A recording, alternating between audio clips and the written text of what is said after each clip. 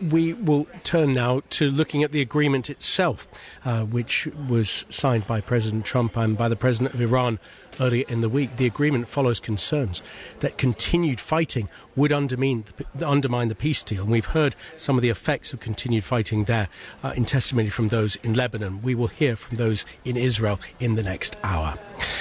Throughout the war, we've been speaking to Americans who voted for President Trump in 2024, checking in as events unfolded. Now, as this deal between the US and Iran is reached, we've asked them whether or not they feel the war itself was worth fighting. Nora in Florida, Meeyah in Boston, and firstly, Mika in Washington. I absolutely think so. I think it actually gives us more authority in the Middle East than we had before, and we got some bad actors out of there. The Iranian people feel relieved. So I do think there are positives as well as some negatives, but I think the positives outweigh it. Nora in Florida, how do you see it? I'm all for peace, and this is the best peace deal we are going to get. And I also believe this is the best America First deal we're going to get. So, yeah, to Mika's point, I think that we are coming out on top in some ways. The ways that I don't think we're coming out on top is obviously we have to let go of some of the funds we've withheld from Iran. Does that strengthen them to then go and prop up the proxies that concern the Middle East? Possibly, but I think we should bring our enemies closer, and that's the best way to do it. So I think this was a win in that regard. On the 27th of February, Nora, Iran was ruled by a man named Khamenei, who had command of the country. It is now mid-June. Iran is still ruled by a man named Khamenei, albeit one who's 30 years younger, who also has command of the country. What, if anything, then has changed? What has changed is we've weakened their military. Also, we have now a direct conversation with them. Hopefully, there were direct conversations before in talks brokered by Oman in February. Right. But now that we've weakened their military, we can hopefully bring them closer to then have us come in and destroy any nuclear weapons or any nuclear capabilities. So they're weaker now. So, a lot of this was already agreed in 2015 in the Iran nuclear deal. Yeah, well, unfortunately, it wasn't a good deal because they propped up proxies that attacked our allies. And those proxies, including Hezbollah, show no sign of being dismantled.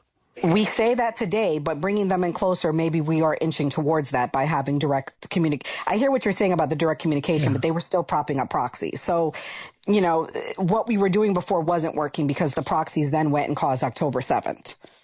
Let's bring in Meeyah in Boston. Was the war worth fighting for in terms of what has come out of this memorandum of understanding? No, we haven't gained a single thing. Outside of death and destruction, we haven't gained a single thing. Even our own president went on live and stated that our oil reserves are so low, we only have a couple weeks left. It just seems like this was hastily put together without any forethought or afterthought of how this would objectively affect the American people. We have gained no strategic places. We have gained no land there. We've gained no foothold. We never even set foot on the Iranian soil.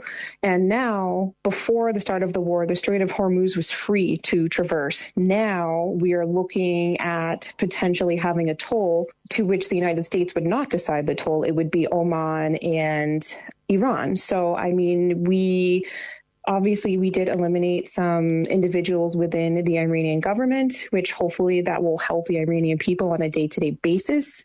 However, in terms of tangible goals, I mean, the JCPOA had almost their uranium enrichment program down to less than 3%. We were going there. We had actually removed their centrifuges ourselves and taken them back to the United States. And we had filled a lot of their tunnels with cement already due to Obama's agreement with them. And that was the 2015 Iran nuclear deal. That was the 2015. And then due to, Donald Trump last year, President Trump also went in and did the bunker bombs. So there's this myth that they had nuclear capabilities and they had all this nuclear stuff. Well, they don't. There's no actual tangible proof. So at this point in time, we really haven't gained anything. And now our strategic reserves for oil are so low. They're the lowest they've been since 1983. We are a few weeks away from running out of oil. So it doesn't really feel like America First or a win for the average American. I got to push back. I don't agree because, we weren't going to gain anything unless we sent troops there. And I wasn't prepared to lose thousands of troops for this. So I do think unfortunately, we lost 13. I'm very sad about that. Let me be clear. But, this is a win in the sense of I don't want to see further loss of life. And to your point, gas was going to we were running out of gas. So if he didn't have a deal, he didn't strike this deal and we run out of gas, the last thing for Americans is to have $6 to $10 gas, which is where we were heading. I also have to push back on that toll.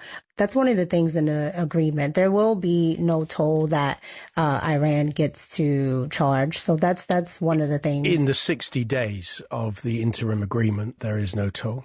Nora, in Florida, we've heard some of the disagreement between you all, which matches some of the disagreement in the United States. Is American military involvement in Iran now at an end? Is this something that America perhaps now wants to see in the rearview mirror?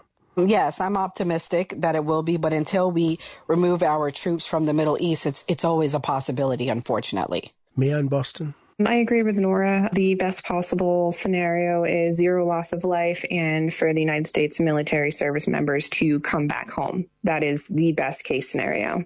When you say come back home, I mean, the U.S. does have a long-lasting U.S. presence, military presence in several areas in the Middle East. Yeah, and I'm not for that. I am more of an advocate for we leave that particular region and we form better friendships and strength with them through diplomacy. That way they can govern their own areas per their own customs. In the United States, we obviously have a different culture. We have different customs. It's kind of hard for us to superimpose how we think, how we feel onto a group of people that don't even speak English, that don't share our customs or our nuances or anything like that. So the best possible case would be for us through diplomacy to become friends so we can leave and let them govern themselves. I'm speaking to you all from London. You're all speaking to me from the United States, largely from the east coast of the United States. Iran is a long way away from where I am and even further from where you are.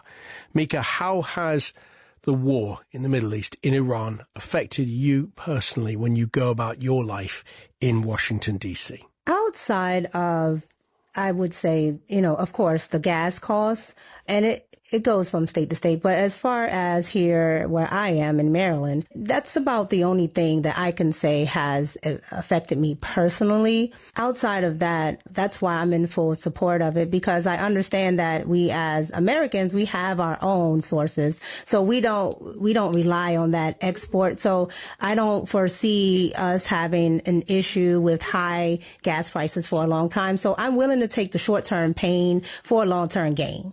Nora, in Florida, how has the war affected you personally? Well, I personally think because I'm in Florida, I'm near Cuba, and, Cuba has been allied with a lot of our enemies that I'm just on alert, because I do believe that if this doesn't get resolved sooner rather than later, we could have the potential for terrorist attacks. So that's how it would affect me, just being more alert, being more vigilant, and then to Mika's point, the high gas prices. And Meeyah in Boston? Outside of Boston, the New England area is pretty rural, so I would definitely say the gas prices, which have caused inflation for electricity and food, and also fertilizer shortages. So now in the United States, we have a lot of fertilizer shortages, which is going to start affecting us, and we'll start noticing it by, I want to say the first harvest will probably happen in July, when a lot of people will really start noticing the uptick in all of the prices. So we're about to move into a food crisis, because not every farmer can pre-purchase their fertilizer, because some cannot afford to. So the ones that didn't pre-purchase already had to pay those astronomically over 300% more in pricing for fertilizer, which, fertilizer is something that you need. Meeyah in Maryland, next to Washington, D.C., your country going to war against another country is a pretty hefty thing. That country is a long way away, as we've explained. In the time of this conflict, which began at the end of February, what do you know about the country of Iran itself? Not just the military capabilities or ambitions of its government, but about the country itself. Well, because I'm here in D.C., there, have been multiple protests, and a lot of the Iranian people that, have left Iran, they've said that the regime is horrible and they welcome the United States over Iran and to help out. Because if you look at Iran pre, 1970, it was still an Islamic country, but it was very democratic. And you just look at it now. It's by a Shah of Iran who has not always been described as a democrat. It was an autocratic government. Yes, but there was more in line with Western societies than there is with the regime that, of course, all the Iranian people do not like. So I would say I've been more entwined with learning how the Iranian people feel actually about their government, because a lot of the things that we intake here in America comes from the mainstream media, and that's not always how the people actually feel. So it's been an eye-opener to see how the Iranian people really feel about their government. And those people being the anti-government people in the United States. I understand. Being Iranians that are anti-government, yes. Nora, how have you learned about Iran as a country over the last few months? Well, Iran is a 30,000-year-old society. They have a rich culture many people don't know about. It's a beautiful country. I mean, mountains, beautiful, beautiful, beautiful people. I think they're tired. Like Tamika's point, here in Florida, I've seen multiple protests asking to free the people. So I will say I do believe they want to be free of the regime that they have. However, they're overwhelmingly Muslim and they have Islam. So we can't impose certain things. We have to respect their culture. Yeah, I think that, from what I've seen, they do want freedom from the regime, but at the same time, they don't want to have an outside country like the U.S. and our partners to come in and tell them what to do. They would want another Iranian to take over. And Meeyah, in Boston, how have you learned about Iran? I would say, similar to Nora, ancient Persia is a very old, very prestigious, and very proud area and people. They are the cradle of knowledge. They are incredibly advanced. I mean, these are doctors, these are lawyers, these are engineers, these are mathematicians. They have contributed a lot, and they are a very, very, very old society. And I think a lot of people think of them as people that are in need and afraid of the government, but I feel like that is kind of like a Western lens, and we need to stop looking at them like that as people that need to be saved and start giving them the credit that they deserve, because these people are incredibly advanced. They are mathematicians. They are scientists. I mean, they have been living for decades under sanctions, and still they have thrived. That just goes to show the resilience of these people. Should the U.S. be involved in the reconstruction of Iran? My first instinct is to say no, because I don't think the American taxpayers, over 80% of them, did not agree with this conflict for us to have to foot the bill for this. But at the same time, I'm sure the majority of the people in Iran also didn't want a war either, because nobody wants war.